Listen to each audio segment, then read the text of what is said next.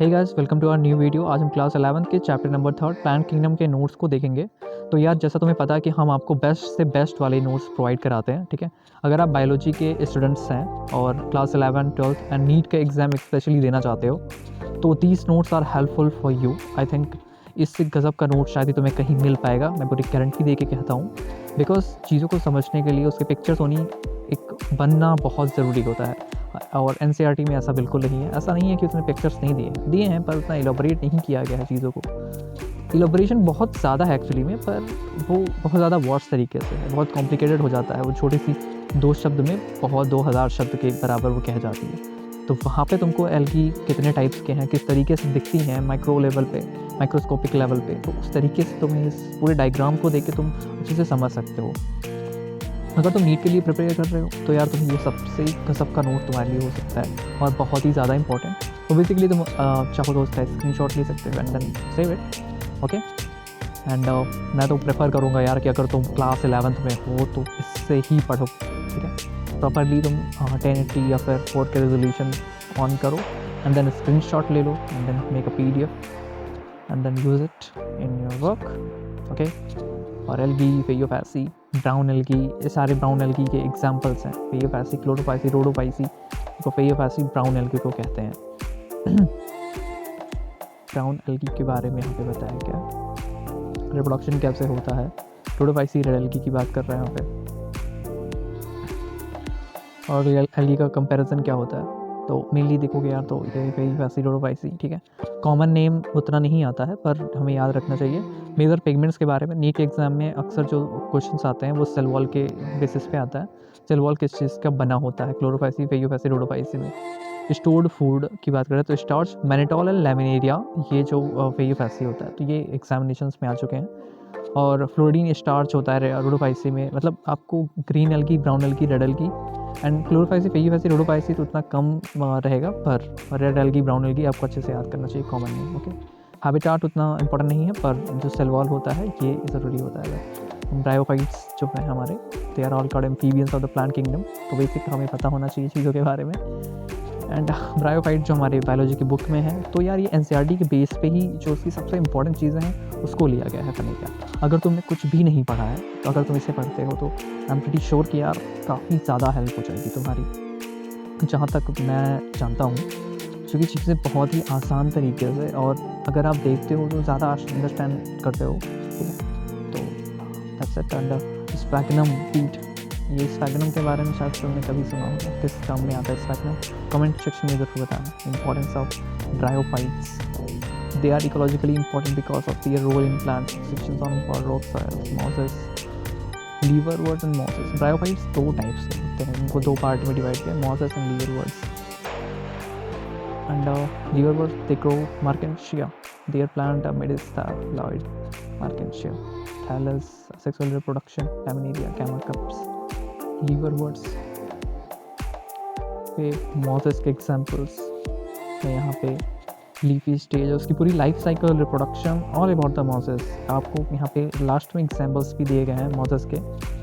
फनेरिया होता है, स्पैगनम होता है, पॉलीस्टिकम होता है। एंड टेरिडोफाइट्स की बात करें तो they include horsetail and ferns and सीलिया, सेलेगेनेला, ये एग्जाम्पल आता है, फर्न भी आता है। तो अगर आप चीज़ों को देख रहे हो तो यार बेसिकली आपकी सारे जो भी हैं ये आपके आसपास ही, ये प्लांट्स या फिर जो टेरिडोफाइट्स हैं यहाँ पे वो आपके आसपास ही होते हैं। तो मुझे लगता है काफ़ी आसानी होगी, ठीक है। ऐसे नोट्स की ज़रूरत है आपको, और मुझे लगता है आपको इसी से पढ़ने चाहिए। और अगर तुम्हें नोट्स बहुत अच्छा लगा हो और तो हमारी अपकमिंग वीडियोज़ का इंतज़ार करते रहना मेरे भाई। तुम्हें मिलेगा पूरा प्रॉपर पूरे 12 से 15 20 चैप्टर जितने भी हैं क्लास 11th में और क्लास 12th में, प्रॉपर रेगुलर वीडियो आते रहेंगे। तो तुम नज़र बनाए रखना, और तुम्हारी क्लासेस शुरू हो जाएंगी। मुझे लग रहा है 2022 के सेशन जब शुरू होगा तो उनके लिए काफ़ी ज़्यादा बेहतर होगा। या फिर अगर आप रिवीजन करना चाहते हो तो किसी पर्टिकुलर चैप्टर के लिए अभी, तो ये बेस्ट होगा। तो एक बार इसे देख लेना। यहाँ पर जिम्नोस्पर्म्स के बारे में है। शिकोया सबसे मतलब जाइंट रेडवुड होता है, आपको मिलता है क्या कहते हैं वेस्ट बंगाल में। जिम्नोस्पर्म सबसे ऊंचा है। एंड उसके बाद mycorrhiza, pinus. Roots are generally tap roots होते हैं, पैन like cycas, small sporoid, coralloid fruits, ये याद रखना, ठीक है। Coralloid fruits are associated with nitrogen fixing cyanobacteria.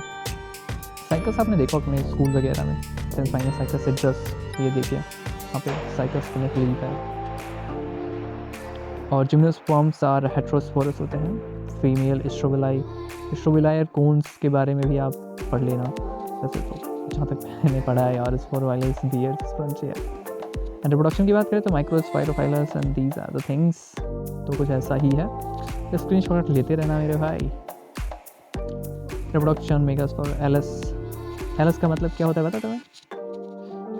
मुझे भी नहीं पता है, ऐसा बिल्कुल मत सोचना मेरे भाई। Reproduction, the male of a female cools may be born tree finals और डिफरेंट ट्री साइकल्स। तो रिप्रोडक्शन के से लेकर लगभग मुझे लगता है अब angiosperms are the flowering plants. यहाँ पे exceptionally large group of plants fall in this category. Eucalyptus Wolffia microscopic है बहुत ज़्यादा, और यूकेलिप्टस ओवर 100 मीटर्स के ऊपर होते हैं। 2 कोटिलेडन्स, मोनोकॉट और डाइकॉट होते हैं। एंड देन रिप्रोडक्शन के बारे में इसके यहाँ पे डिस्कस हुआ है, और रिप्रोडक्टिव पार्ट के pistil, stamen, anther and these are the things. और उस रिप्रोडक्टिव साइकिल जो किताब NCERT की किताब में भी बना हुआ है, और पर इस तरीके से ये जो यहाँ पे बना हुआ है तो उस तरीके से यहाँ पे डायग्राम नहीं है लगी है। तो रिप्रोडक्शन के बारे में काफ़ी ज़्यादा अच्छे से एलैबोरेट किया गया है। डबल फर्टिलाइजेशन अक्सर आता है आपके बोर्ड एग्जाम्स में एंड वैसे भी, ठीक है, तो इसे आप याद कर सकते हो। Zygote develops into an embryo with 1 and 2 cotyledons, ठीक है, और 10 develops into endosperms, primary endospermic nucleus. And then during these events, ovules develops into seeds and ovaries develops into fruits. So these are the things: plants life cycle and alternation of generation. Plant life cycle and alternation of generation. Pattern of plant life cycle, haplontic, diplontic life cycles. Plant life cycle and alternation of generation. Haplontic और diplontic life cycle ये आपके last pages में मिलते हैं। हालांकि haplontic diplontic को अगर आपका टीचर बहुत अच्छे से समझाता है तो ही आप समझ पाओगे, अदरवाइज़ आप यहाँ से देख के समझने की कोशिश कर सकते हो। और यहाँ पे हमारा चैप्टर ख़त्म होता है। और वीडियो अगर पसंद आई हो तो वीडियो का PDF अगर पसंद आया हो तो यार चैनल को सब्सक्राइब और वीडियो को लाइक करना। और if you have any queries और भी अगर कुछ ऐसे वीडियोज़ चाहते हो तो कमेंट करके ज़रूर बताना कुछ अलग। ओके।